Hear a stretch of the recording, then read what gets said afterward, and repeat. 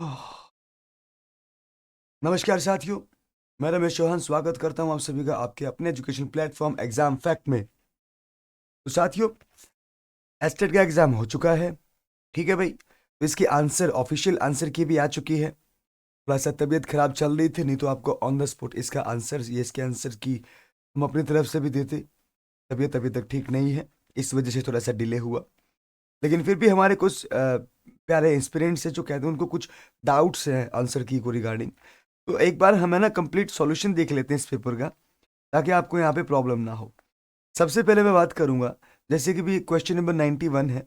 एक condition in which information inflow exceeds an individual's processing capacity, यानी कि एक व्यक्ति की जो यूं कहा जाए प्रोसेसिंग कैपेसिटी होती है, उससे ज़्यादा इंफॉर्मेशन जब उसको मिलती है, तब उस सिचुएशन में या ये सिचुएशन वहाँ पे पैदा होती है। तो इसको यहाँ पे सीधा सीधा कहा जा सकता है, जो ऑप्शन यहाँ पे 91 का नंबर 4 स्टूडेंट ने ठीक करा हुआ है वही बिल्कुल सही आंसर है। It is the exact answer. ठीक है, यानी कि यहाँ पर जब भी कोई व्यक्ति इंफॉर्मेशन को प्रोसेस करने में परेशानी फील करता है, वो तभी करेगा जब उसको इंफॉर्मेशन का ओवरलोड दिया जाएगा या ओवरडोज दिया जाएगा, ऐसा कह सकते हो आप। ठीक है, उसके बाद हम यहाँ पे बात करते हैं अगले स्लाइड पे या अगले क्वेश्चन को लेकर। यहाँ पे कहता है कि आपका जो लाइफ साइकिल होता है ना किसी भी प्रोडक्ट का, उस वो कब तेजी से बढ़ता है। ठीक है, यानी कि the product life cycle stage in which a product sales starts climbing quickly. भाई वो कौन सा चरण होता है लाइफ साइकिल का। तो आपने देखा होगा कि हमने यहाँ पे लाइफ साइकिल को जो पढ़ा था, ठीक है, लाइफ साइकिल की बात करें तो हमने ये चीज़ ऐसे, इसको तो हमने यहाँ पे दिखाया था कि भी मार्केट का लाइफ साइकिल। वैसे ही यहाँ पर जो हमारे पास सिचुएशन है, बोले बूम, इसको तेजी बोलते हैं, ये बूम वाली कंडीशन है भाई। ठीक है, और ये हमारे पास डिप्रेशन यानी कि नीचे मंदी वाली तेज वो कंडीशन है। तो वैसे ही एक बिजनेस का और यूं कहा जाए कि प्रोडक्ट का भी लाइफ साइकिल होता है। वो शुरुआत में धीरे धीरे शुरू करता है और फिर ग्रोथ स्टेज को पकड़ता है, और फिर उसकी पीक पीक आती, पीक के बाद वो गिरना शुरू होता है नीचे। ठीक है, तो ये जो स्टेज होती है ना, यहाँ से लेकर और यहाँ तक जो ग्रोथ स्टेज होती है इसको, ठीक है, यही टाइम होता है जहाँ पर वो क्या करता है भाई, क्या होता है उसका, यूं कहा जाए कि भी वो हमारे पास वृद्धि चरण कह सकते हो आप इसको। कौन सा चरण कह सकते हो, वृद्धि चरण कह सकते हो, ग्रोथ स्टेज कह सकते हो। ओके सर, अब यहाँ पे अगले स्टेप पे फिर बात करता है अगले क्वेश्चन की। ये बिल्कुल सही जवाब दिया हुआ स्टूडेंट ने। यहाँ पे 93 के अंदर कहता है कि ऑफ द जॉब प्रशिक्षण की पद्धति नहीं है। ठीक है भाई, निम्न में से कौन सा ऑफ द जॉब। तो देखिए ध्यान से, जो हमारे पास जॉब रोटेशन होता है, ये क्लासरूम लेक्चर की बात करते हैं, जैसे कि हमने आपको पढ़ाया। ठीक है, या यूं कहा जाए सिमुलेशन, जैसे कि भी आपने देखा होगा तो जो रेसिंग कंपनीज होती है, रेसिंग कार्स होती हैं, कारों की जो टेस्टिंग होती है वो ऑन रोड कम लेकिन सिमुलेशन में ज़्यादा होती है। फिर यहाँ पे वेस्टिबुल ट्रेनिंग, प्रकोष्ठक ट्रेनिंग की बात करता है भाई। अब जॉब जॉब रोटेशन, अगर आप बैंक्स में गए होगे तो वहाँ पे आपने कई बार देखा होगा कि एक ही एम्प्लॉय को एक बार ही तो यूं कहा जाए कि भी कैशियर की जगह पे बैठा पाओगे, आप देखोगे। एक बार उसको यहाँ पे क्लर्क की जगह पे बैठा देखोगे। एक बार उसको जो है कि भी यूं कहा जाए अलग अलग ब्रांच में, कभी उसको लोन ब्रांच में भेज देंगे, कभी किसी ब्रांच में, यानी कि जॉब रोटेशन पे उसको सारे काम धीरे धीरे सिखाए जा रहे होते हैं कि एक के एब्सेंस में अगर मान लो कल को उसको काम करना पड़ेगा तो दिक्कत नहीं होगी। ये हमारे पास जॉब रोटेशन, यही इसका सही आंसर है। ठीक है भाई, कार्य प्रवर्तन या कार्यवर्तन कह सकते हैं इसको आप। फिर यहाँ पे बात करता है 93 के बाद क्वेश्चन नंबर 94, दूसरों से ऐसा व्यवहार करना जैसा वे अन्यथा व्यवहार ना करते हैं। तो यहाँ पे जो मैकलीलैंड है ना भाई, मैकलीलैंड एक पर्सनैलिटी हुई, वो बिहेवियरल थ्योरी के अंदर वो आते हैं। उन्होंने इसको यहाँ पे दिया था, उन्होंने कहा था कि नीड ऑफ पावर किसी भी पर्सन की है ना, तो वो चीज़ उसको ऐसा करने के लिए फोर्स करती है। अगर आप ताकत चाहते हो तो लोगों से ऐसा व्यवहार करवाओ। ठीक है, दूसरों से ऐसा व्यवहार करो जैसा कि भी वो भी आपसे करें। समझ में आई बात। नेक्स्ट 95, तो यहाँ पे कहते हैं भी बदलते व्यावसायिक वातावरण में परिवर्तन की प्रकृति और दिशा की निगरानी और मूल्यांकन की प्रक्रिया दोनों है भाई। देखो, हम यहाँ पे बात करें, बोले सर आपका भले ही पर्यावरण विश्लेषण की बात करें, भले ही पर्यावरण जांच की बात करें, दोनों के दोनों एनालिसिस भी करना होता है और उसको स्कैनिंग भी करते रहना होता है। दोनों यहाँ पर इंपॉर्टेंट है। ठीक है, उसके बाद जब हम अगले स्टेप पे चलते हैं, अगले स्टेप पे देखिए क्या कहता है।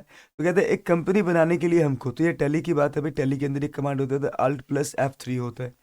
टैली के अंदर जब भी कोई कंपनी बनाने के लिए हम जो कमांड इस्तेमाल करते हैं, शॉर्टकट कमांड्स, तो Alt+F3। क्लियर है?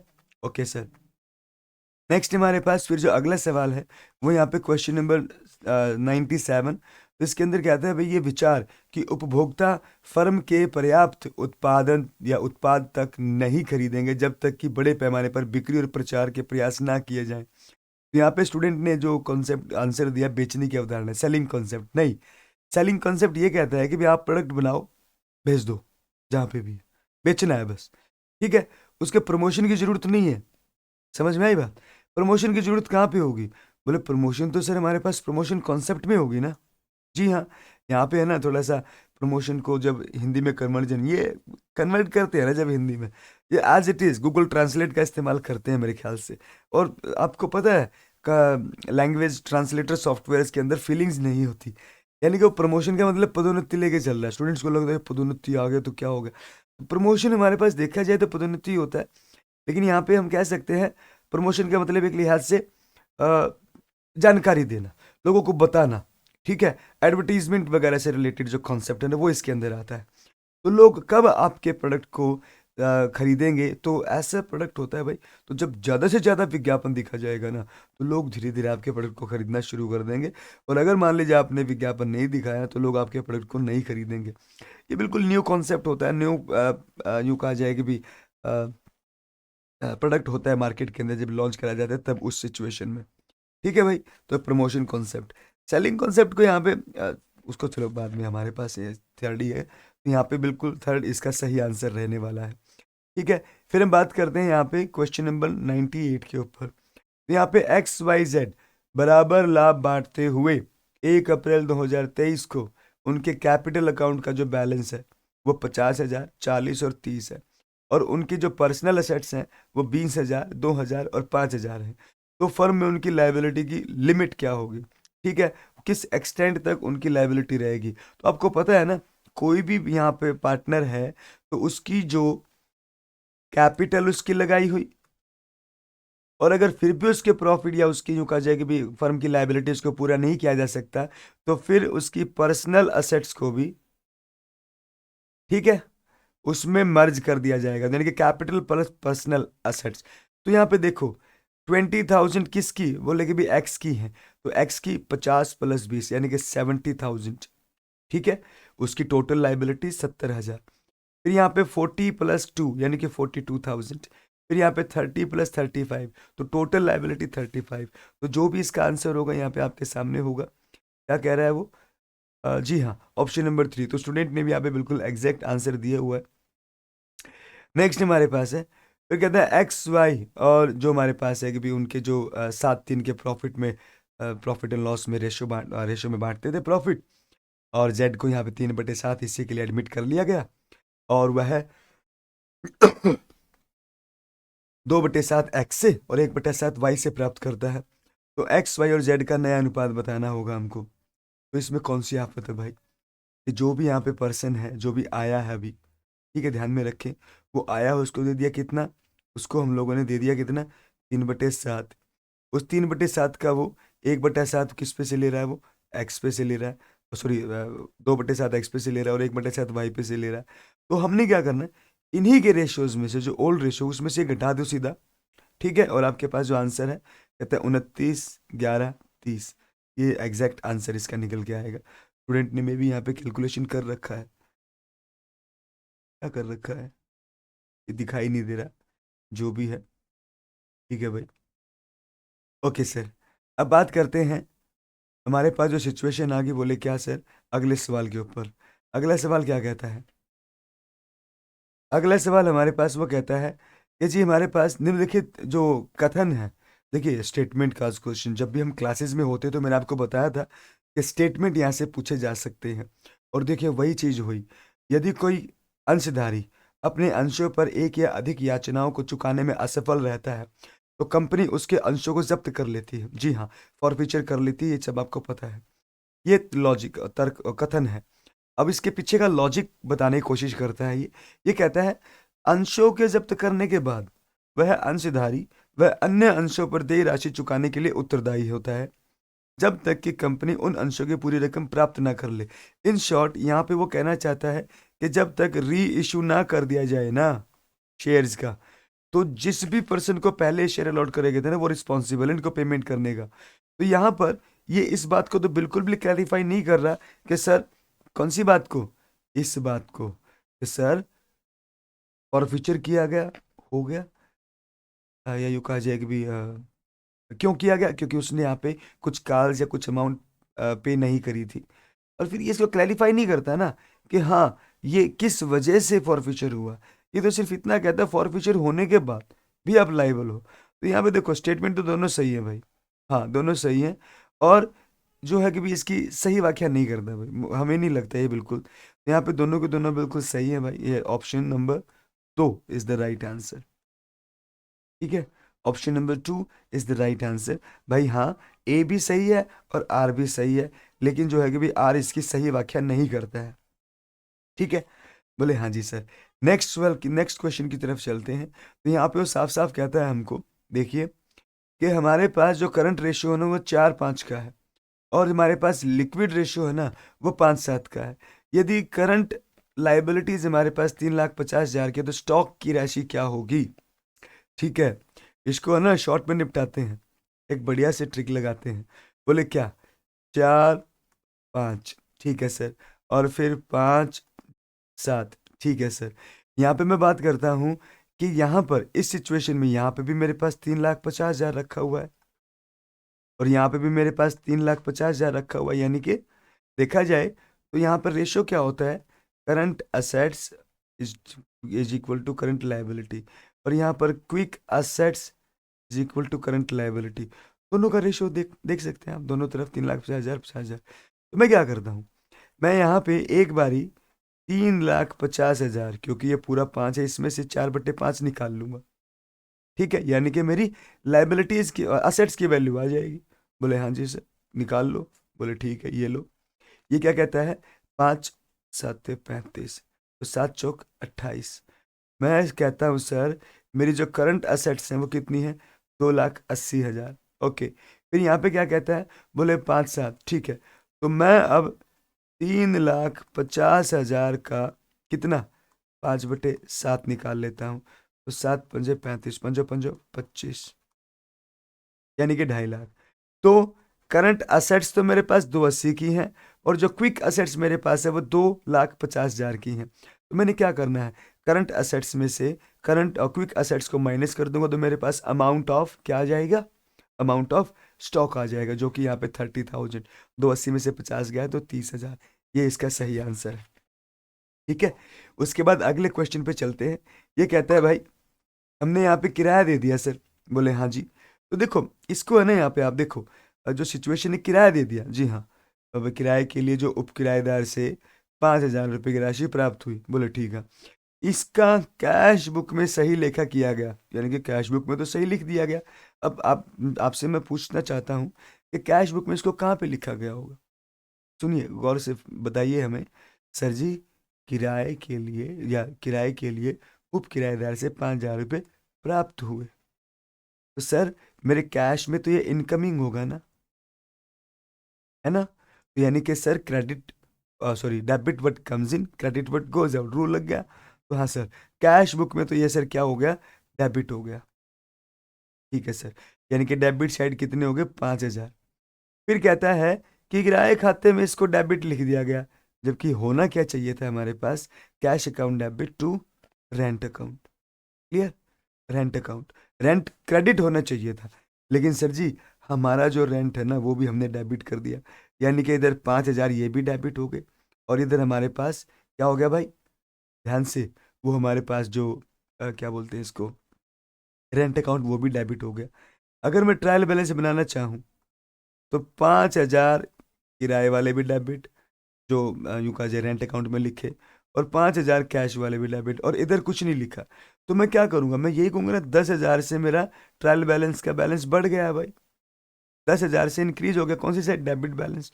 तो यहाँ पे कहेगा वो कि डेबिट का योग क्रेडिट के योग से 10,000 ज्यादा हो गया है। ठीक है, तो option 1 is the right answer. ठीक है भाई, उसके बाद अगले सवाल पे चलते हैं, क्वेश्चन नंबर 103 पे चलते हैं। यहाँ पे कहता है कि अवक्षयी अस्थि संपत्ति, हिंदी में कितना है यार, कितना मुश्किल होता है। यहाँ पे कहता है obsolescence of a depreciable asset may be caused by, ये जो ऑब्सोलेंस, ऑब्सोलेंस मतलब तकनीकी अप्रचलन हो जाता है भाई, अप्रचलन कह सकते हो आप इसको, ऑब्सोलेंस।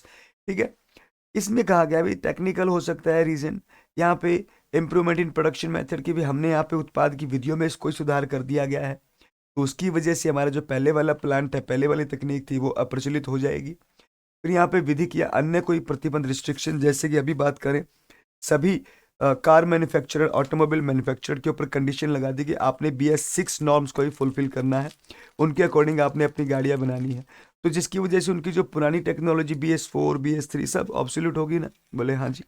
फिर यहाँ पे प्रोडक्शन मार्केट डिमांड की वजह से में अगर कोई चेंज आ जाए, तो यहाँ पे जो पुराना उत्पाद अपने आप, अरे भाई देखिए आप, मार्केट में एक प्रोडक्ट आज चल रहा है, एकदम से लोगों की डिमांड चेंज हो जाए, तो जो पहले वाला प्रोडक्ट था वो तो खत्म, समझ आई बात। तो यहाँ पे option 4 is the right answer, यानी कि ऑल ऑफ द अबव, ये सारे के सारे कारण हैं इस चीज के अप्रचलन के कारण होने वाली ह्रास के। ओके सर, अब यहाँ पे बात करता है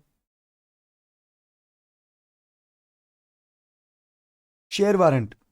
देखो ध्यान से, अगर मैं यहाँ पे शेयर वारंट की बात करूँ तो मैं एक चीज़ आपको बता दूँ, मान लो ये मेरी बैलेंस शीट है, बैलेंस शीट के अंदर मेरा इक्विटी एंड लाइबिलिटी है, ये इसको मैंने रखा, उसके नीचे मैंने यहाँ पे शेयर होल्डर फंड, ठीक है,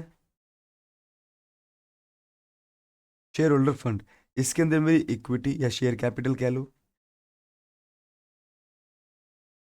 ठीक है, साथ ही मेरा रिजर्व एंड सरप्लस और money received against share warrants, ये चीज़ इसी के अंदर है। तो यहाँ पे क्या बोला, अंशधारियों के कोष में, तो जी हाँ देखो मैंने क्या लिखा, शेयर होल्डर फंड में ही तो डाला ना इसको, तो यहाँ पे option 1 is the right answer, बिल्कुल सही जवाब यहाँ पर इस विद्यार्थी ने दिया हुआ है। ठीक है,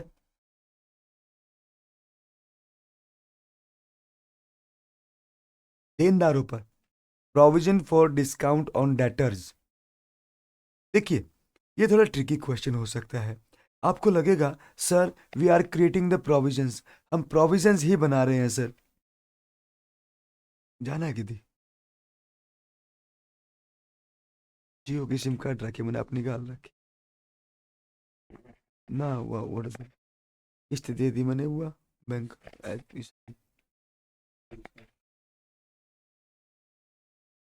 तेरे वाली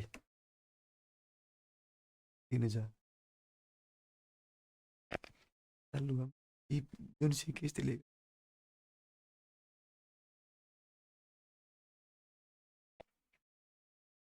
ठीक है भाई, तो यहाँ पे थोड़ा ट्रिकी क्वेश्चन है, ये कैसा क्वेश्चन है सर, देखिए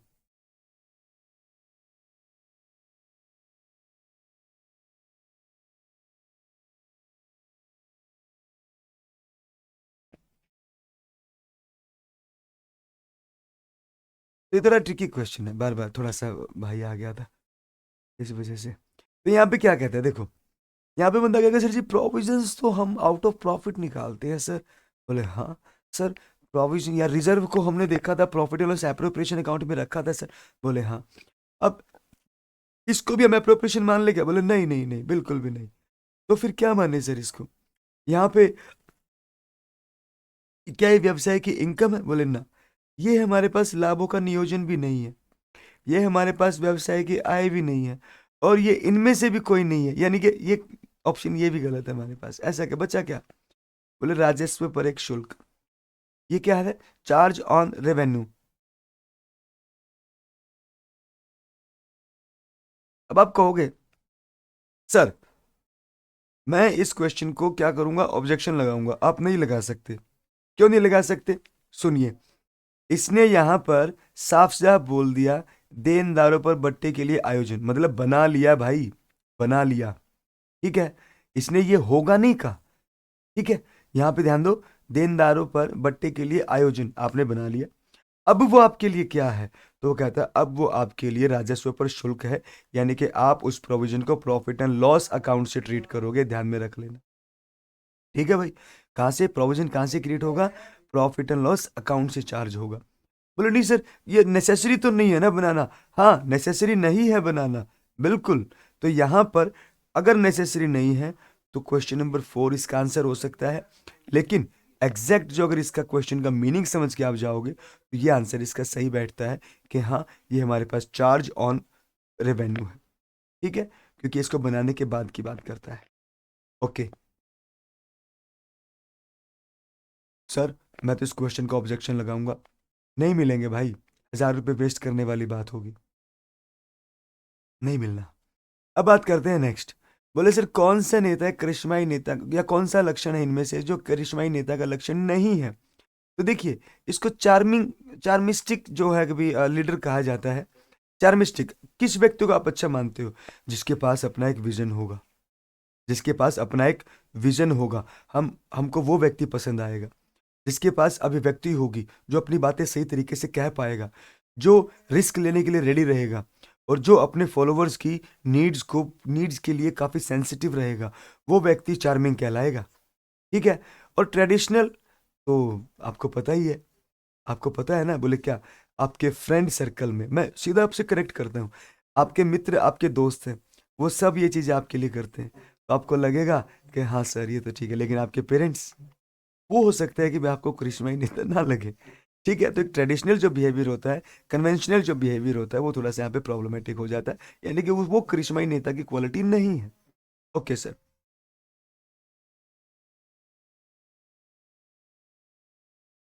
एक छोटा सा मुख्य संगठन जो प्रमुख व्यावसायिक कार्य को आउटसोर्स करता है, एक छोटा, यहाँ पे ध्यान दें, एक स्मॉल जो है कि भी core organisation that outsource major business functions. ठीक है भाई, वो क्या करता है? पहले तो बात, संगठन को इसने बोल दिया क्या छोटा सा है। ठीक है, और वो अपनी सारी की सारी मेन एक्टिविटीज को ना आउटसोर्स कर रहा है। ठीक है, तो वो संगठन किस कैटेगरी में आएगा? तो देखिए ध्यान से भाई, हाँ सर ये तो बात पता लग गई हमको कि भी वो हमारे पास क्या है, छोटा सा ऑर्गेनाइजेशन है सर। ठीक है, और ये मुख्य संगठन जो है उसके प्रमुख व्यावसायिक कार्यों को आउटसोर्स करता है। ठीक है, तो यहाँ पर जो आभासी संगठन दे रखा है ना, वर्चुअल संगठन, यानी कि एक काइंड ऑफ प्रतिबिंब आप इसको कह सकते हो। ठीक है, क्योंकि एक संगठन है, उसके सारे काम बी कर रहा है, तो बी यहाँ पे क्या करेगा, एक लिहाज से लगेगा यार ये इसी का क्या है, सब्स्टिट्यूट एक लिहाज से, तो आभासी संगठन वाली फीलिंग यहाँ पे वो देगा। तो ऑप्शन 2 इसका सही आंसर है। फिर यहाँ पे बात करेंगे क्वेश्चन नंबर 108 के ऊपर। टाइम वेस्ट नहीं, पता नहीं बच्चे ने क्या सोच के लगाया इसका आंसर ये। ठीक है, लेकिन आप सभी को पता होना चाहिए इसका आंसर सीधा सीधा मैट्रिक्स है भाई। मैट्रिक्स कैसे? देखो, जब भी हम फंक्शनल ऑर्गेनाइजेशन की बात करते थे तो वो ऐसे चलता था, डिविजनल कह लो। ठीक है, डिविजनल ऐसे चलता था, इनका आपस में लिंक नहीं होता था। लेकिन अगर मान लो इनका लिंक आपस में कर दोगे आप, ठीक है, इनका आपस में लिंक कर दोगे आप, ये हो गया हमारे पास इंटरकनेक्टेड। और ये चीज, ये देखो ये कौन सा स्ट्रक्चर बन गया, ये मैट्रिक्स बन गया। इसने क्या बोला? बोला कि भी प्राधिकरण की दोहरी लाइनें बनाता है। क्या कहता है भाई? वो संगठन का स्ट्रक्चर जो क्या डुअल लाइन बनाता है, किसकी? अथॉरिटी की, और यूं कहा जाए कि भी combination of functional and production department. तो इनका आपस में यहाँ पे भी रिलेशनशिप सेट कर रहा है और यहाँ पे भी कर रहा है, तो ये आपस में इंटरलिंक्ड है, इसको मैट्रिक्स बोलते हैं भाई। उम्मीद करता हूँ कि आपको ये कॉन्सेप्ट भी यहाँ पे समझ में आया होगा, तो इस सवाल में भी आप कोई क्लेम नहीं कर सकते। नेक्स्ट, निम्नलिखित में से कौन से प्रभावी संचार की बाधा नहीं है? तो बच्चे ने छनन लगाया, फिल्ट्रेशन लगाया, जो कि सरासरी गलत है भाई। इसमें कहता है कि भी कौन सी ऐसी सिचुएशन है जो कि आपके कम्युनिकेशन को, यूं कहा जाए कि हाइंड रेंज का काम नहीं करता उसके बीच में, तो आपकी रुचि का स्तर, फिल्ट्रेशन। मैं एक वाक्य बोलूंगा, शायद आपको ना वो समझ में आ जाए। एक वक्तव्य है, एक व्यक्ति ने कहा था कि मैं अपने कहे के लिए जिम्मेदार हूं, आपने जो समझा उसके लिए नहीं। ये लाइन फिल्ट्रेशन पर बिल्कुल फिट बैठती है। तो यहाँ पे क्या है भाई, मैं जो कहना चाह रहा था, सामने वाले ने उसको प्रोसेस किया, अपनी तरफ से फिल्ट्रेशन करा, और उसके बाद उसने जो समझा, हो सकता है वो चीज वो ना हो जो मैं समझाना चाहता हूँ। तो छनन तो यहाँ पर भाई एक हाइंड्रेंस है, एक प्रॉब्लम है, रुचि का स्तर नहीं है। तो option 3 is the right answer. और बाकी भी यहाँ पे फीलिंग्स, इमोशंस और आपकी जो सिलेक्टिव परसेप्शन एक व्यक्ति के बारे में या किसी घटना विशेष के बारे में आपकी पहले से जो अवधारणा है वो भी कम्युनिकेशन में बैरियर का काम करेगी। एक उपभोक्ता जो अनुचित व्यापार प्रथाओं और शोषण के विरुद्ध अधिकार क्या रखता है, क्या अधिकार है उसके पास? सूचना का अधिकार लगाया स्टूडेंट ने, ये गलत है भाई।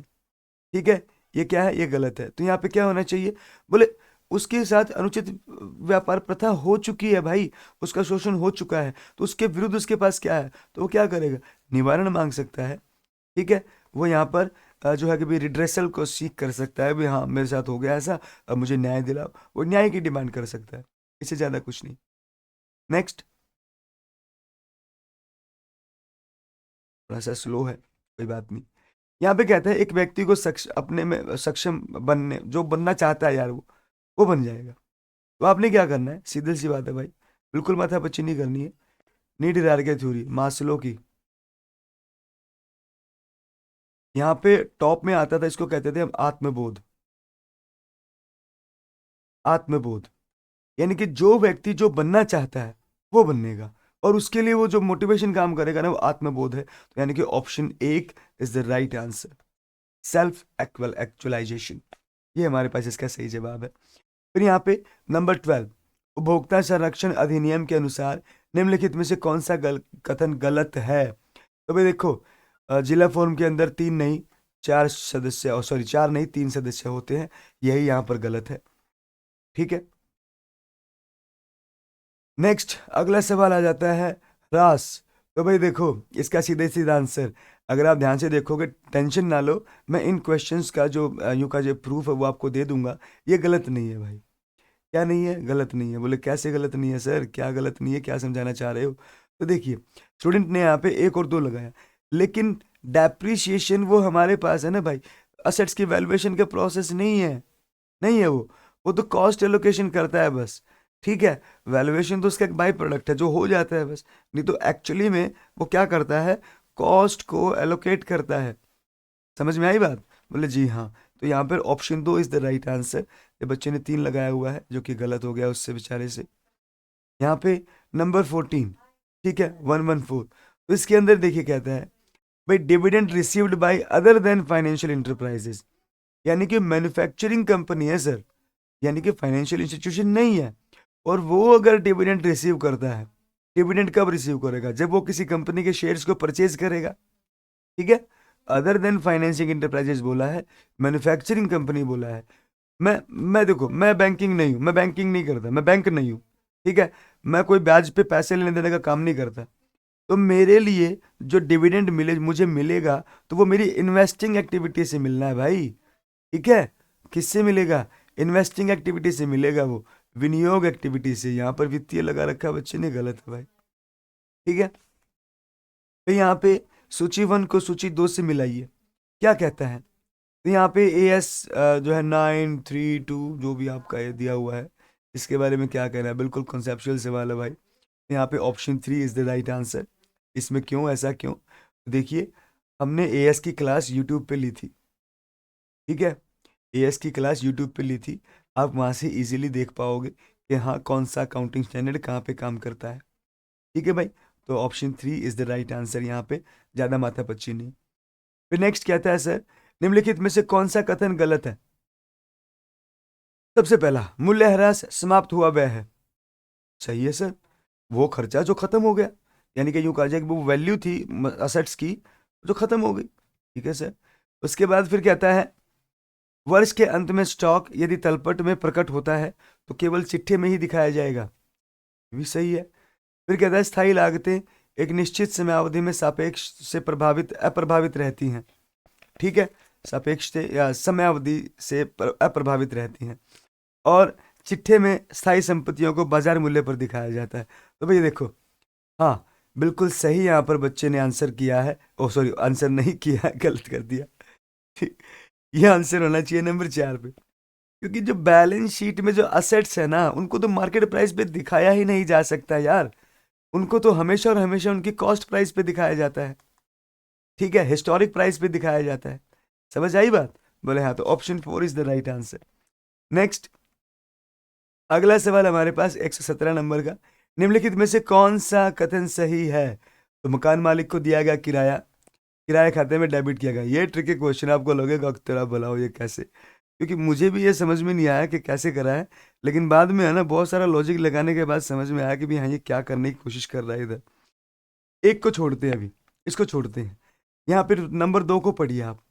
फर्नीचर की खरीद पर, मरम्मत पर खर्च करी गई राशि मरम्मत खाते में डालते हैं? नहीं, नहीं, बिल्कुल भी नहीं। ऐसा क्यों? देखो, खरीदा गया है ना, तो खरीदने पर जो मरम्मत हुई वो तो उसका कैपिटल एक्सपेंडिचर कहलाएगा, उसकी परचेजिंग कॉस्ट में शामिल कर दिया जाएगा। फिर कहता है जब एरर्स का पता तलपट तैयार करने के बाद चलता है तो उच्चंती खाता खोला जाता है। जी हाँ, ट्रायल बैलेंस हम बना रहे हैं, ट्रायल बैलेंस बनाने के बाद पता चला डेबिट क्रेडिट मैच नहीं कर रहे, और यूँ कहा जाए कि भाई एरर्स कहाँ हुई हमको पता नहीं लगा, तो फिर हम सस्पेंस अकाउंट बनाते हैं। ठीक है, ओके सर। फिर ये नंबर 4 पे कहता है कि जब त्रुटियों का पता तलपट बनाने के बाद चलता है तो सभी त्रुटियों को सस्पेंस अकाउंट के माध्यम से ठीक किया जा सकता है। नहीं, ये गलत है। ठीक है, ये क्या है गलत? बोले नहीं, ऐसा नहीं हो सकता। बोले क्यों नहीं हो सकता? ये कहता है भाई देखो, सारी की सारी एरर्स जो तलपट बनाते वक्त पता चल जाती हैं, ठीक है, अगर उनका सोर्स मिल जाए हमें तो हम उनको सिंपल उन अकाउंट से भी सीधा ठीक कर सकते हैं ना। फिर हमको किसके सस्पेंस की जरूरत ही नहीं। तो यहाँ पे ऑप्शन 4 ये गलत है। ठीक है भाई, सभी त्रुटियों को हम सस्पेंस अकाउंट से ठीक नहीं करते। हाँ, ट्रायल बैलेंस बनाते वक्त हमसे जो कि भी एरर पता चलता है, और अगर मान लो कि भी एरर्स फाइंड आउट नहीं होती हैं कि कहाँ हुई, तो फिर हम उनको या उनको सस्पेंस अकाउंट में डाल देते हैं। यहाँ पे सस्पेंस अकाउंट खोलने की बात कर रहा है नंबर 3 के अंदर। ठीक है, यहाँ पर एरर्स को ठीक सस्पेंस अकाउंट के थ्रू कर रहा है। बोले सॉरी एरर्स को सस्पेंस के थ्रू, समझ में आई बात? यहाँ पे सारी एरर्स तो सस्पेंस से ठीक नहीं हो सकती ना भाई। ठीक है, लेकिन हाँ सस्पेंस अकाउंट खोला जा सकता है। अब यहाँ पे बात करें, बोले ऑप्शन नंबर 3 कहाँ गया रहा है? ऑप्शन नंबर 3 ये बिल्कुल सही आंसर है। और ऑप्शन नंबर 1 यहाँ पे थोड़ा सा ट्रिकी होना पड़ेगा। 1 मिनट में भी आया।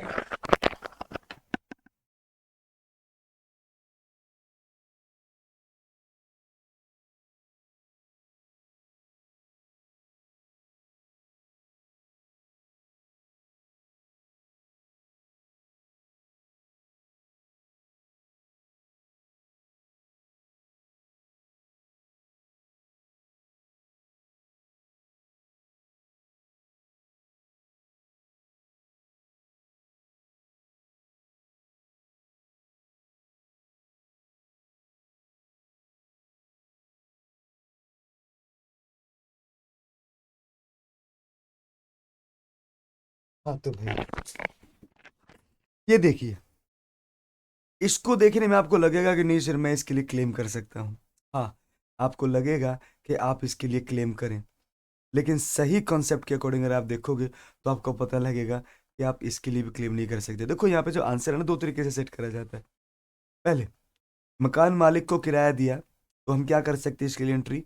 हम कह सकते हैं rent paid account debit to, किसको दिया है? मकान मालिक को। लेकिन हम यहाँ पे बात करेंगे नहीं, हम तो यहाँ पे सीधा कैश लिख देते हैं भी हाँ दे दिया। तो एक बात बताओ, रेंट पेड अकाउंट हुआ कि नहीं हुआ? बोले हाँ। मैं इसको खाली रेंट अकाउंट लिख सकता हूँ, rent account debit to cash. अब देखो दोनों में फर्क, अब आपको लगेगा कि थोड़ा सा फर्क तो है सर, क्योंकि इसने यहाँ पर किराया खाता बोला है, रेंट अकाउंट बोला है, तो बस ये इसी शब्द को बेस बनाकर या इसी वर्ड को बेस बनाकर उसने ऑप्शन नंबर 3 को राइट कर दिया। हालांकि अगर यहाँ पे रेंट पेड अकाउंट लिख देता तो फिर तो सीधा सीधा हमारे पास ये ठीक था, कोई दिक्कत नहीं। लेकिन उसने यहाँ पर इसके अंदर रेंट अकाउंट लिया है, और अगर वो रेंट पेड को मेन मान के चल रहा है तो फिर आपका ऑप्शन नंबर 3 यहाँ पे सही है। और अगर यहाँ पे वो रेंट अकाउंट को एक्सेप्ट करे, माने, फिर तो भाई देखो दोनों में कॉन्ट्राडिक्शन हो सकता है। ठीक है भाई, तो ये ध्यान में रखें आप। इसके लिए आप एनसीईआरटी की बुक्स का इस्तेमाल कर सकते हो। ठीक है, इसका एनसीईआरटी की बुक्स का। अब ध्यान दें, रेंट पेड अकाउंट में और रेंट अकाउंट में थोड़ा सा डिग्री का फर्क है, ज़्यादा नहीं, क्योंकि जब कुछ भी हमको नहीं पता लगता तो रेंट पेड ही माना जाता है, और इन्फॉर्मेशन ना हो, लेकिन इसने यहाँ पे मकान मालिक को किराया दिया तो उसको रेंट खाते में डेबिट करा, तो यहाँ पे रेंट खाते को हम यहाँ पे मान सकते हैं, तो इसमें थोड़ा सा कॉन्ट्राडिक्शन है। इसने यहाँ पे नंबर 3 को सही माना है। आप इसके लिए थोड़ा सा ट्राई कर सकते हो, लेकिन मैं नहीं कहूँगा कि भी आप यूँ कहा जाए कि भी बिल्कुल 100% आपको इसका ग्रेस मिल सकता है, नहीं, क्योंकि मैंने आपको रेंट पेड और रेंट अकाउंट का कॉन्सेप्ट बता दिया कि क्या इस्तेमाल करा जा रहा है यहाँ पर। उम्मीद करता हूँ आप इस चीज़ को समझ पाए होंगे। अब कहता है निम्नलिखित में से कौन सा कथन सही है, which of the following statement is true. गला इतना खराब है, बोलते बोलते सिर में दर्द हो गया। तो यहाँ पे देखिए, पहला, उपार्जन अवधारणा में लेखांकन रोकड़ के आधार पर किया जाता है। नहीं नहीं, ये तो गलत ही है भाई, सरासरी गलत है। बोले क्यों? क्योंकि सर हम कभी भी उपार्जन आधार पर कैश का जिक्र तो करते ही नहीं हम, ठीक है। बैंक एक वास्तविक खाता, जी नहीं, ये तो एक पर्सनल खाता होता है। फिर खाता बही का एक सेट है, जी हाँ ये सही है। फिर कहता है नेक्स्ट, लेखांकन मौद्रिक और गैर मौद्रिक व्यवहारों से संबंधित है। अब आप कहोगे ये क्या, लेखांकन मौद्रिक गैर मौद्रिक, तो ये भी हमारे पास क्या है, ये भी गलत है सर, ये भी गलत, ये भी गलत, ये भी गलत। तो option 3 is the right answer. Student ने बिल्कुल सही जवाब यहाँ पर दिया हुआ है, ठीक है। उसके बाद अगले स्टेप पे क्वेश्चन नंबर 19 की बात करता है। संदिग्ध ऋणों को चिट्ठे में के नीचे टिप्पणी के रूप में दिखाया जाता है, कौन सी? तो ये सीधी बच्चे ने सही जवाब दिया हुआ है भाई, प्रकटीकरण की जो परंपरा है, यानी कि कन्वेंशन ऑफ डिस्क्लोजर, इसके थ्रू इसको यहाँ पे दिखाया जा रहा है। फिर यहाँ पे क्वेश्चन नंबर 20, XYZ वाई का साझेदारी खाता चालू वर्ष के लिए बंद कर दिए गए थे बाद में, ये चीज भाई, इसका तो ऐसे मान लो कि भी कुछ स्टूडेंट्स को लगेगा कि ये गलत है। तो देखो इसके दो मेथड होते हैं। पहला, आप यहाँ पे profit and loss adjustment account का इस्तेमाल करो। दूसरा, आप इसका इस्तेमाल ना करके सीधा कैपिटल अकाउंट के थ्रू ही एडजस्टमेंट कर दो, कैपिटल अकाउंट के थ्रू एडजस्टमेंट करना।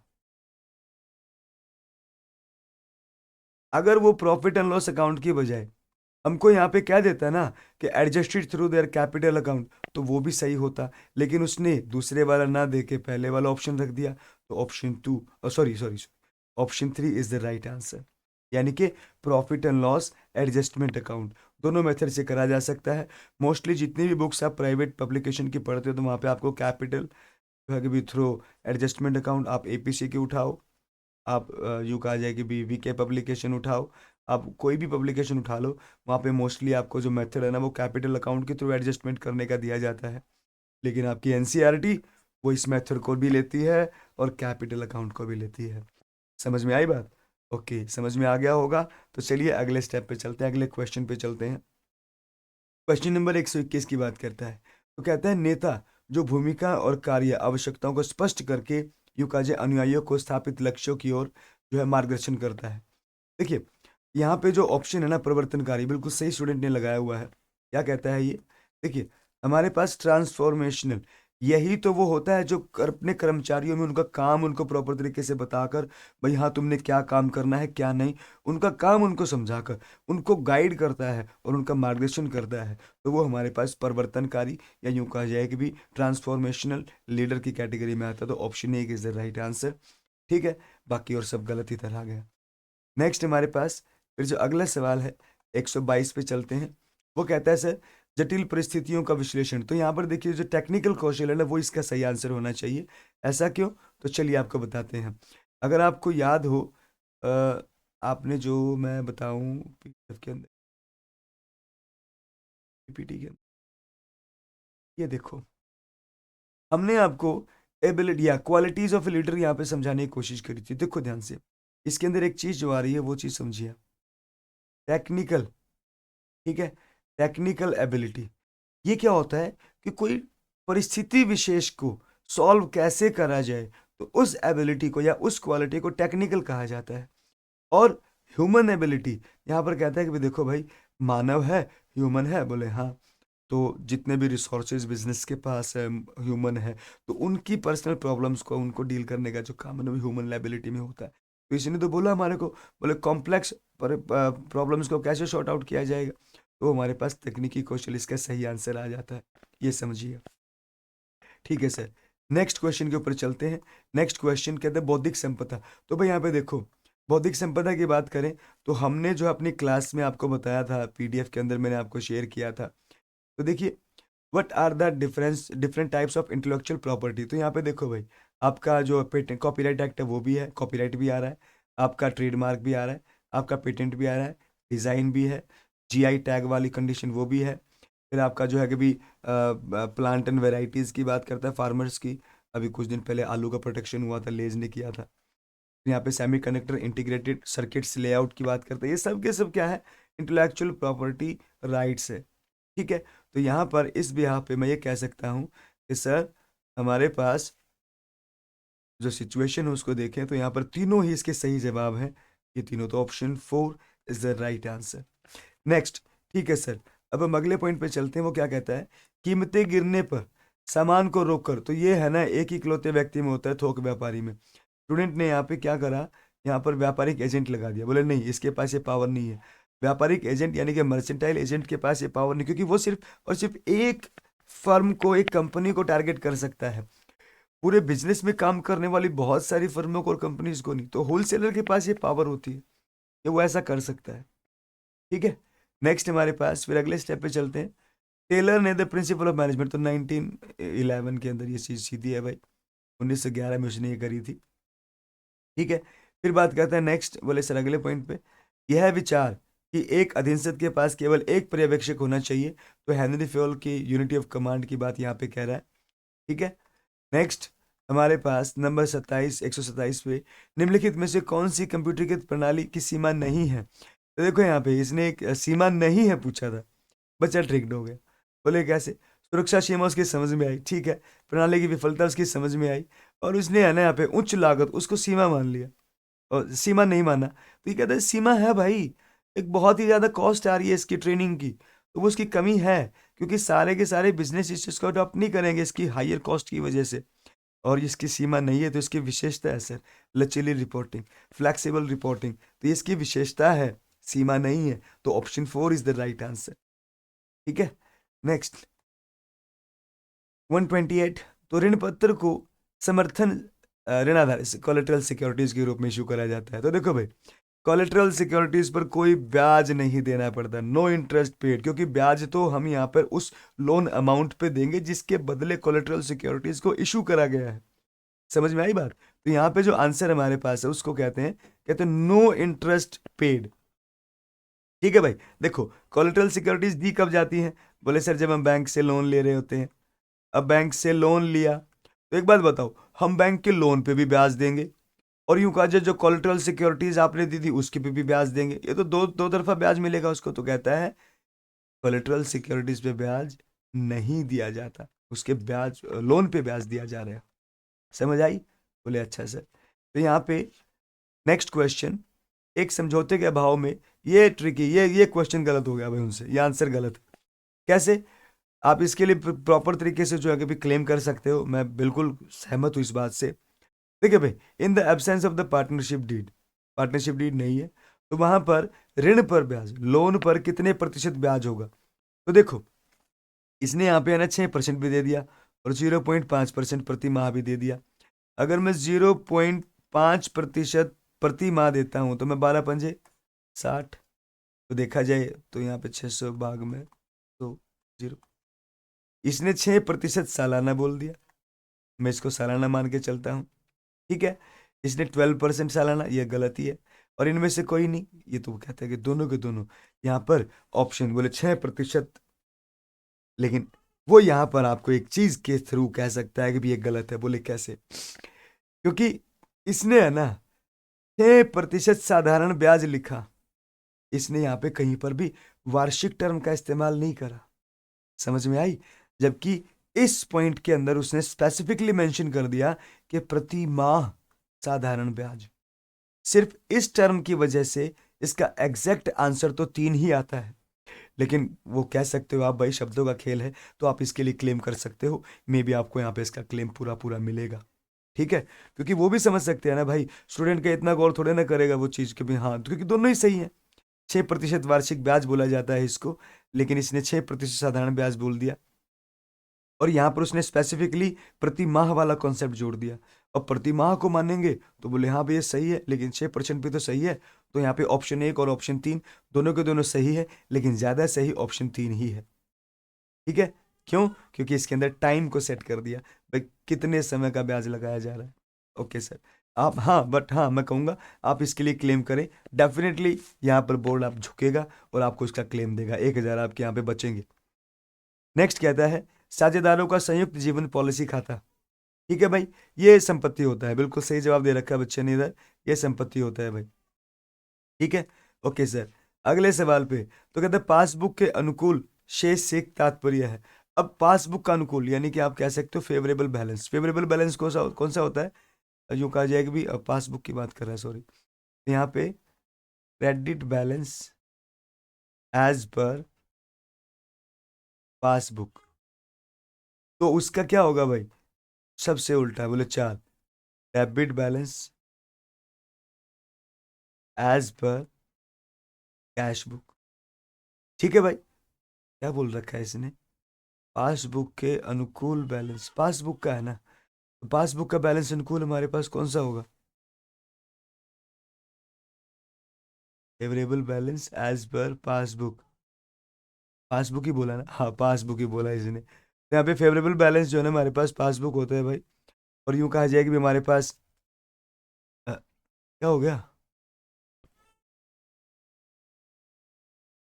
1 मिनट भाई।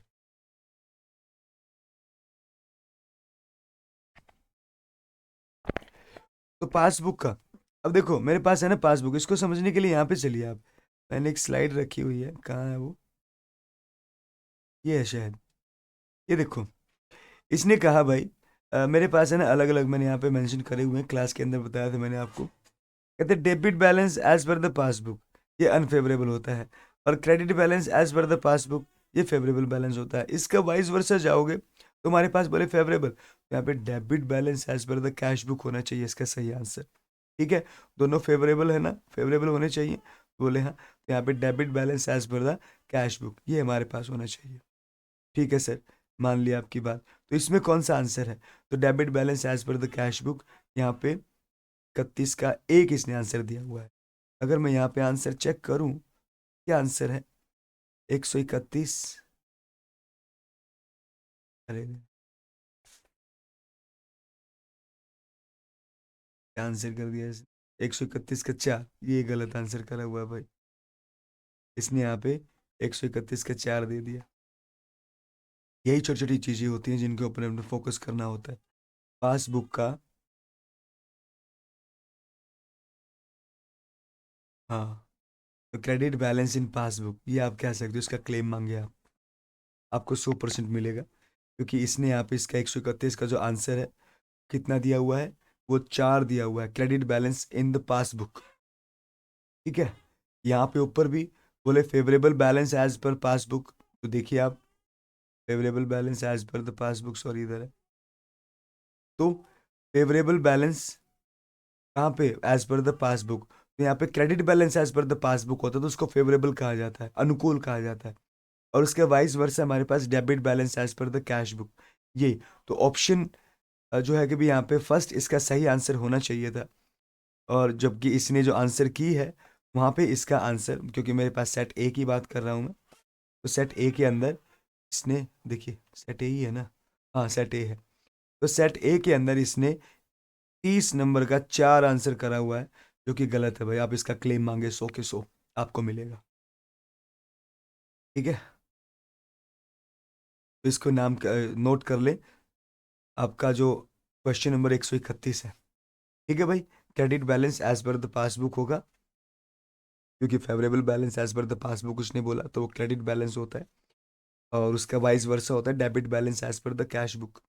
तो ऑप्शन एक जो बच्चे ने सही लगा रखा है ये सही आंसर होना चाहिए, लेकिन आपकी की के अकॉर्डिंग ये आंसर माना हुआ है, तो जो कि गलत है, तो आप इसका क्लेम कर सकते हैं, 1,000 बचेंगे आपके।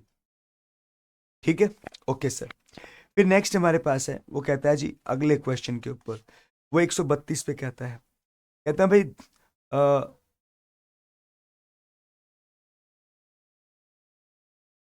हाँ, तो यहाँ पे 132 पे तो कहते हैं समापन पर साझेदारी के द्वारा लिए गए निर्णय या लिए गए दायित्व। तो देखिए ये हमारे पास वसूली खाते में डेबिट करे जाते हैं भाई, ध्यान में रखें।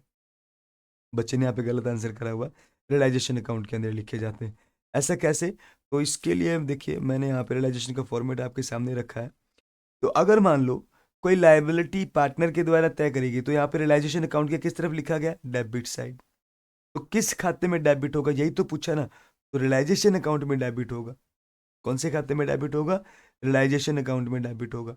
उम्मीद करता हूँ आप इस कॉन्सेप्ट को यहाँ पे समझ चुके होंगे। यहाँ पे option 3 is the right answer. Okay sir. फिर यहाँ पे अगले स्टेप पे चलता है या अगले क्वेश्चन पे चलते हैं। वो कहता है निम्नलिखित में से कौन सा कथन सही है? तो टेबल एफ के अकॉर्डिंग जो हमारे पास बकाया पर इंटरेस्ट है वो 12%। जी नहीं, ये गलत है।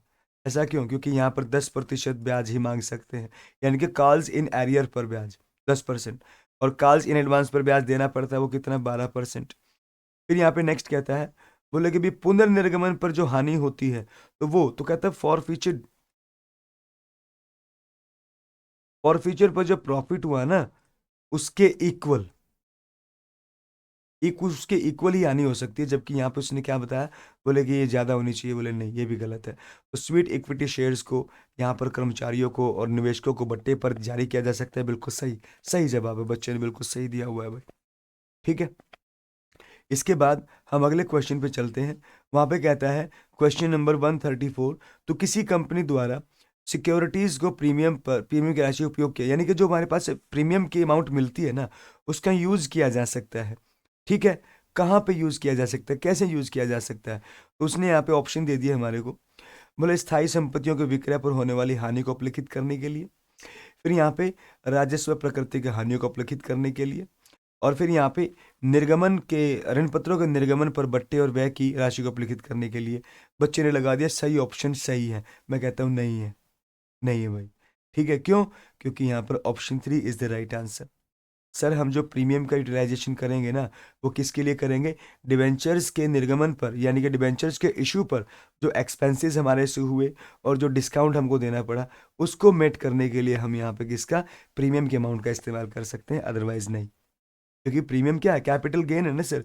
तो कैपिटल गेन से कैपिटल लॉस को पूरा किया जा सकता है। Okay sir. कंपनी के निर्माण का उचित क्रम, तो ये भी बड़ा मजेदार सवाल है भाई। तो यहाँ पर देखिए सबसे पहला होता है प्रमोशन, फिर होता है इनकॉर्पोरेशन, फिर कैपिटल सब्सक्रिप्शन, और उसके बाद कमेंसमेंट ऑफ बिजनेस। तो इनमें कौन सा है यहाँ पे? ये रहा ऑप्शन 2, यानी कि हमारे पास परिवर्तन, समामेलन, कैपिटल और व्यापार का प्रारंभ। ये हमारे पास सही जवाब है इसका। यही इसका प्रोसेस होता है। क्लास के अंदर हमने ये प्रॉपर तरीके से करवाया भी था। समामेलन नहीं, समामेलन मतलब बिजनेस शुरू करने का प्रोसेस, सर्टिफिकेट मिलना, वही समामेलन होता है भाई। इनकॉर्पोरेशन को ही समामेलन बोला जाता है, कौन सी दुनिया में हो। नेक्स्ट 136, किसी उम्मीदवार के बारे में गहन जानकारी। तो यहाँ पर व्यापक साक्षात्कार को कह सकते हैं आप। ठीक है, कंप्रीहेंसिव इंटरव्यू की बात करता है। जिस तरीके से आप कह सकते हो आईएएस वगैरह के इंटरव्यू लिए जाते हैं भाई, वो कंप्रीहेंसिव इंटरव्यू होता है। ठीक है, तो वहां पर हम किसी भी पर्सन की जो बिल्कुल इन डेप्थ नॉलेज है ना वो प्राप्त कर सकते हैं। ठीक है सर। उसके बाद समाजीकरण, ये आपका जो है एमआरएस सॉरी एचआरएम से रिलेटेड क्वेश्चन है भाई, ह्यूमन रिसोर्स मैनेजमेंट में। ये मुठभेड़ चरण होता है। कौन सा चरण होता है? मुठभेड़ चरण। मैंने इसको है ना ऑनलाइन देखा था अभी मेरे ख्याल से। कहाँ था, यहाँ था क्या? नहीं, हाँ ये रहा देखो। देखिए हमारे पास है ना एचआरएम के अंदर मैंने इसको देखा था। इसके अंदर कहता है pre arrival stage, encounter stage. ठीक है, और यूँ कहा जाए कि भी मतलब यहाँ पे इनकाउंटर स्टेज के अंदर देखिए, in the second stage the new employee gets an understanding of what the organisation is really like and deals with the realisation that is expectations and reality of differ. यानी कि उसकी जो हकीकत है ना उससे यहाँ पे उसका सामना हो रहा होता है, क्या संस्था उससे चाहती है और उसके क्या पर्सनल यूँ कहा जाए ओपिनियंस थे। तो उनके बीच में जो कॉन्ट्राडिक्शन होता है वो यहाँ पर मुठभेड़ चरण, यानी कि हमारे पास इनकाउंटर स्टेज जो कि सेकंड स्टेज है। उसके अंदर देखने को मिलता है। ठीक है, उम्मीद करता हूं आपको ये भी समझ में आ गया होगा। अगला सवाल, निम्नलिखित में से कौन सा हेनरी फ्योल का सिद्धांत नहीं है? तो डिसेंट्रलाइजेशन, सीधा सीधा ये उसका नहीं है भाई। बोले क्यों? क्योंकि हेनरी फ्योल ने कहा है साफ साफ सेंट्रलाइज्ड डिसेंट्रलाइजेशन।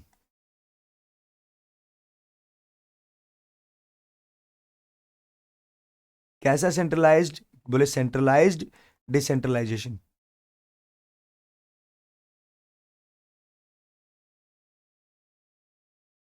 उन्होंने फुल डिसेंट्रलाइजेशन तो बिल्कुल ही नहीं कहा। उन्होंने कहा सारे अधिकार केंद्रीकृत होने चाहिए, लेकिन अधिकारों का वितरण भी केंद्रीय, यूं कहा जाए कि भी केंद्रीयकरण के आधार पर ही होना चाहिए। तो option 4 is the right answer. ये हेनरी फ्योल का प्रिंसिपल नहीं है भाई। कौन सा? डिसेंट्रलाइजेशन। ओके सर, अब अगले क्वेश्चन पे चलते हैं। 139, भाई एक ग्राहक को ऑर्डर से लेकर, तो ये हमारे पास सीधा सीधा टेंशन ना लेते हुए सीधा ECRM की बात करते हैं। ठीक है, CRM, कस्टमर रिलेशन मैनेजमेंट। भाई वो सॉफ्टवेयर जो कस्टमर रिलेशन मैनेजमेंट को देखता है वो हमारे पास CRM कहलाता है। तो ये इसका सही जवाब है भाई, ECRM। ओके, ठीक है सर। नेक्स्ट, फिर यहाँ पे बात करता है लघु सूक्ष्म और उद्यम की। तो यहाँ पे है ना, देखो बड़ा ट्रिकी क्वेश्चन रहा भाई। इसने क्या कहा? भाई यह क्षेत्र भारत में मानव संसाधन का सबसे बड़ा नियोक्ता है। जी हाँ, मानव संसाधन का सबसे बड़ा नियोक्ता, बिल्कुल सही जवाब है सर। फिर बड़े उद्योगों की तुलना में निवेशित पूंजी की प्रति इकाई अधिक रोजगार, यानी कि जितना पैसा इसमें लगा है उससे अधिक प्रति इकाई अधिक रोजगार अवसर पैदा करता है। तो जी नहीं, ये ऐसा नहीं है भाई। फिर भारत में ये उद्योग देश की औद्योगिक इकाइयों का 40% हिस्सा है ना? ना, क्योंकि इसने बात पूरे भारत की कर दिया है। अगर ये ग्रामीण इलाकों की बात करता है ना, तो शायद माना जा सकता था कि हाँ सर, रूरल एरियाज में तो इसका दबदबा है। शहरी एरियाज में तो इंडस्ट्रीज हमारे पास बड़ी बड़ी लगी हैं, लेकिन ग्रामीण एरियाज में आज भी 45% प्लस जो इंडस्ट्रीज है वो इसी तरीके की होती हैं। तो यहाँ पे जवाब क्या होगा सर? तो देखिए, यहाँ पर जवाब है केवल ए, यानी कि option A is the right answer. क्या कहा ऑप्शन ए के अंदर? ऑप्शन ए के अंदर उसने साफ साफ बोला, बोला भाई ये भारत में मानव संसाधन का सबसे बड़ा नियोक्ता है, बस। बाकी और दोनों झूठ है, दोनों गलत है। अजाइब कर्व स्टैटिस्टिक्स का पार्ट है भाई, और क्योंकि स्टैटिस्टिक्स हमारे सिलेबस में नहीं थी, फिर भी हमसे पूछ लिया गया, तो क्या सर आउट ऑफ सिलेबस है? जी नहीं, क्योंकि इसने हमारे को क्या बोल रखा, ग्राफ्स के अंदर। आपने MS Excel के अंदर ग्राफ्स वगैरह देखे होंगे, तो ग्राफ पूछा हुआ था ना सिलेबस में स्पेशल डाला हुआ था। तो बस उसी बात को फायदा उठाते हुए इसने इस कॉन्सेप्ट को यहाँ पे इंट्रोड्यूस कर दिया। अजीब गर्व, तो ये माध्यिका बिल्कुल सही जवाब स्टूडेंट ने दिया हुआ है माध्यिका को देखने के लिए। ठीक है, ये ओजीव कराव ऐसे चलता है यार। ठीक है, एक्स एक्सिस वाई एक्सिस पे ओजीव कराव ऐसे करता है। तो मीडियन को यहाँ पर फाइंड आउट करने के लिए इसका इस्तेमाल किया जाता है। नेक्स्ट, अगला सवाल कहता है क्वेश्चन नंबर 142, तो एक प्रबंधक अपने अधीनस्थों की संख्या को कुशलतापूर्वक और प्रभावी ढंग से निर्देशित कर सकता है। तो यहाँ पे नियंत्रण की अवधि लिखा वापस फिर से भी ट्रांसलेशन की कमी। नियंत्रण की अवधि, इसका स्पैम ऑफ कंट्रोल, इस वक्त क्षेत्र कहना चाहिए था, नियंत्रण का क्षेत्र बोलना चाहिए था। नियंत्रण का यूं कहा जाए कि यार्ड स्टिक, तो स्पैन ऑफ कंट्रोल होता है। तो भाई प्रभावी ढंग से निर्देशित कर सकता है, तो क्या भाई अधीनस्थों की संख्या निर्धारित करने वाली बात है। थकावट होगी भाई। तो एक प्रबंधक अपने अधीनस्थों की संख्या को कुशलतापूर्वक प्रभावित ढंग से निर्धारित कर सकता है, कहलाता है नियंत्रण की अवधि है। नहीं है, नहीं, स्पैन ऑफ कंट्रोल ही समझे आप। नियंत्रण का क्षेत्र। ठीक है, ओके, एरिया, एरिया की बात करें। नेक्स्ट हमारे पास फिर कहता है एक्स लिमिटेड ने मशीन 2,88,000 में खरीदी। ठीक है जी, और उसको 4 रुपये डिस्काउंट, 4% डिस्काउंट पर 100 रुपये वाले डिबेंचर्स इशू कर दिए। तो बताओ डिबेंचर्स की अमाउंट क्या है? ये मैंने स्पेसिफिकली क्लास के अंदर आपको समझाया था। तो देखो भाई, सबसे पहला 2,88,000 टोटल हमारे पास अमाउंट है। बोले हाँ। अब 100 - 4, क्योंकि 100 का 4%, ये कैलकुलेशन कर रखा स्टूडेंट ने, सही है, लेकिन आंसर गलत कर दिया उसने। तो यहाँ पे क्या कहता है भाई, 4%। बोले ठीक है सर। तो इसका मतलब सर, मैंने 2,88,000 को कितने से, 96 से डिलीट कर, 96, 96 इरेजर कहाँ गई, ये रही, 96 से भाग करना है। बोले जी हाँ, 96 से भाग करना। तो मैं क्या करूंगा, तो मैं यहाँ पे अगर 96 का पहाड़ा पढ़ूँ तो मेरे पास 6 दिन बाद 6×3 = 18। हाँ, 96 × 3 6×3 = 18, 27 रहेगा 28, लो भाई 3 पे हो गया। यानी कि मैंने उसको 3,000 डिबेंचर इशू करने हैं। तो option second is the right answer. Student ने यहाँ पे क्या से निकाल दिया, समझ ही नहीं आया मेरे को। तो चलो, जो भी है जैसा भी है। अब नेक्स्ट हमारे पास क्वेश्चन नंबर 144। निम्नलिखित में से किस लेन देन के परिणाम स्वरूप नकदी का प्रवाह होता है। अब देखो भाई, इसने क्या बताया, इसने कहा बैंक में 2 लाख रुपए, 20,000 रुपए जमा कर दिए। एक बात बताओ, मैंने अपनी एक जेब से पैसा निकाला, दूसरी जेब में पैसा डाल दिया, क्या ये पैसा मेरे बिजनेस से बाहर गया। बोले नहीं सर। तो कोई फ्लो नहीं है, ठीक है, नकदी का कोई प्रवाह नहीं है। फिर मैंने 1 लाख डिवेंचर, 9% डिवेंचर इक्विटी में कन्वर्ट कर दिए, यानी कि डिवेंचर्स को इक्विटी में कन्वर्ट कर दिया सर। क्या यहाँ पर कोई कैश लेन देन हो रहा है। बोले नहीं सर, तो ये भी नहीं है।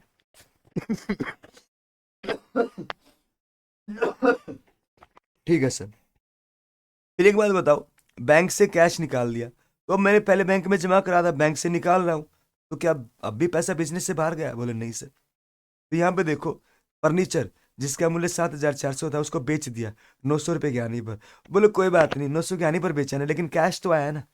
तो कैश की इनकमिंग हो रही है इसके अंदर। तो ऑप्शन 2 यहाँ पर सही आंसर है। कहते हैं कि यहाँ पर ही किसका, कैश का इनफ्लो देखने को मिला है, या कैश का फ्लो देखने को मिला है, बाकियों में नहीं है।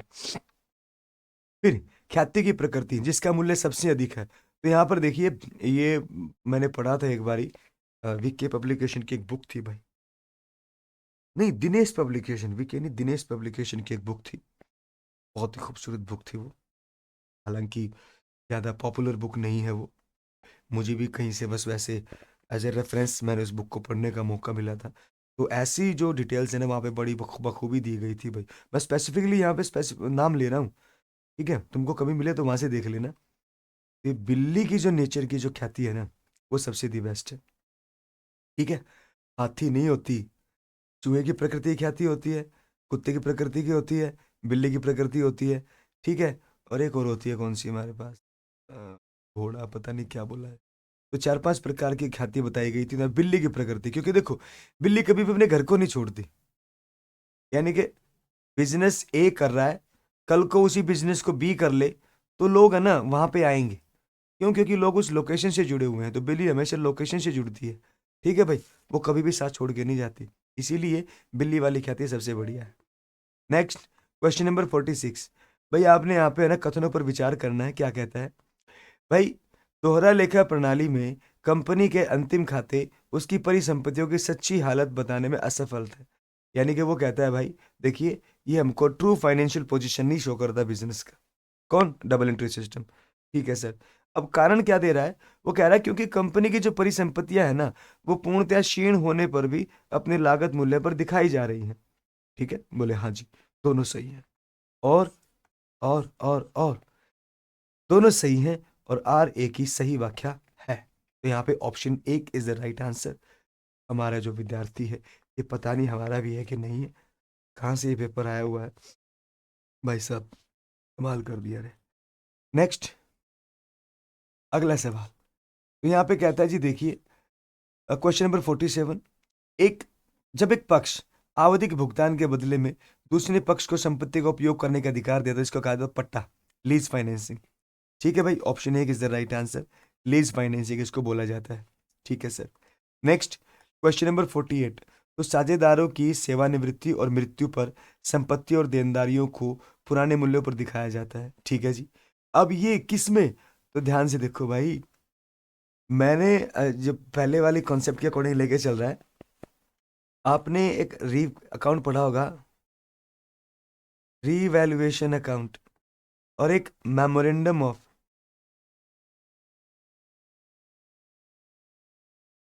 रीवैल्यूएशन अकाउंट, स्मरणार्थ पुनर्मूल्यांकन खाता। यानी कि अगर मैंने अपने असेट्स को यूं कहा जाए कि भाई रीवैल्यू किया, और मैं अपने असेट्स को नए बदले हुए वैल्यूज पर ही रखना चाहता हूं, तब मैं ओपन करता हूं रिवैल्यूएशन अकाउंट। लेकिन अगर मैं सिर्फ और सिर्फ ये जांचने के लिए कि अभी क्या वैल्यू है, सिर्फ अभी के लिए अपने सेटिस्फेक्शन के लिए बना रहा हूं, लेकिन उसको बुक ऑफ अकाउंट्स में मैंने बदलना नहीं है, तो उसके लिए मैं क्या खोल लूंगा? स्मरणार्थ पुनर्मूल्यांकन खाता खोल लूंगा भाई। ठीक है, ये थोड़ा सा ध्यान में रख लेना, आपके काम की बात है।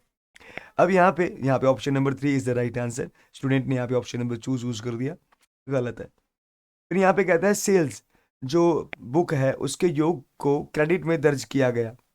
ध्यान दे, सेल्स बुक के योग को क्रेडिट में दर्ज किया गया, किसमें? देनदार खाते में, क्रय वापसी बही में, क्रय वापसी बही में, इनमें से कोई नहीं। तो देखो भाई, आपको है ना यहाँ पे एक ट्रिक करा उसने, उसने आपके साथ मजे ले लिए आपके। क्या?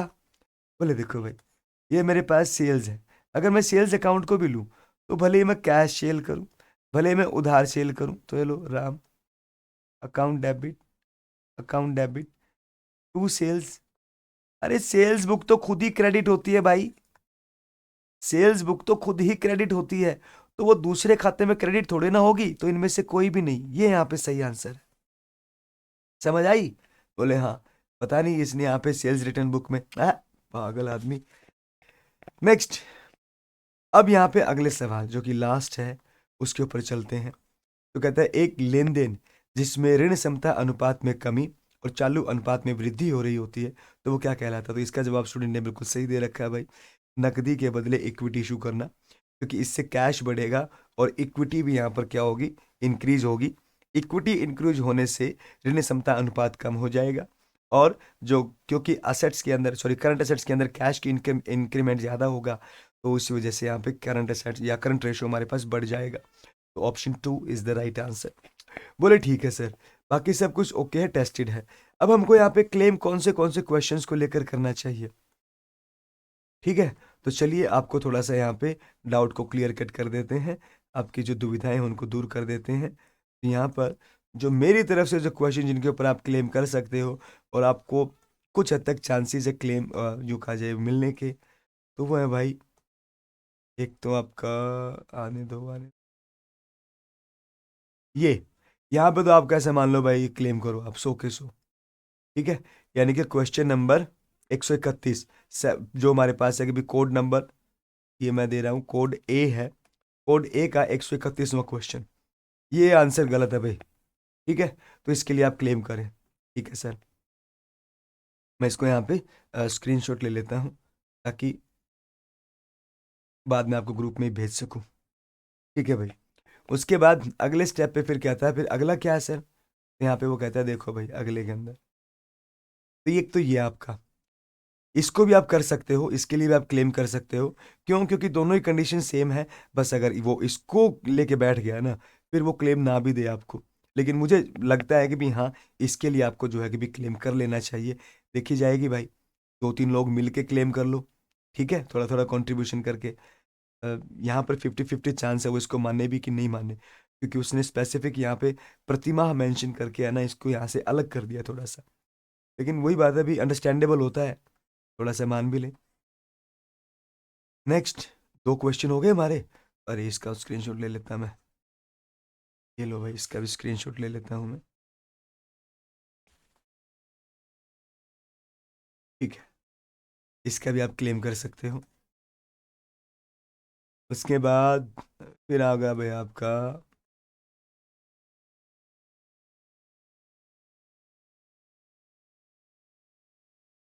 अगला, यहाँ पे देखो, क्लेम का मतलब एक और चीज समझ ली, ये सवाल है भाई, 170वां। ठीक है, मैं इसको एक बार थोड़ा सा है ना वो कर देता, 117।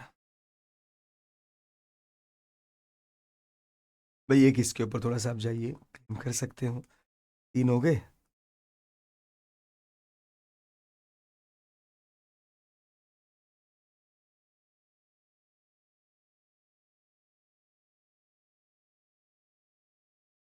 बस ये 3 ही सवाल है, 3 में से लास्ट वाले 2 तो ऐसे मान लो आप करें ही करें, ऊपर वाले भले आप ना करें, लेकिन ये 3 सवाल है भाई जिनके लिए आप क्लेम कर सकते हो। ठीक है, ओके।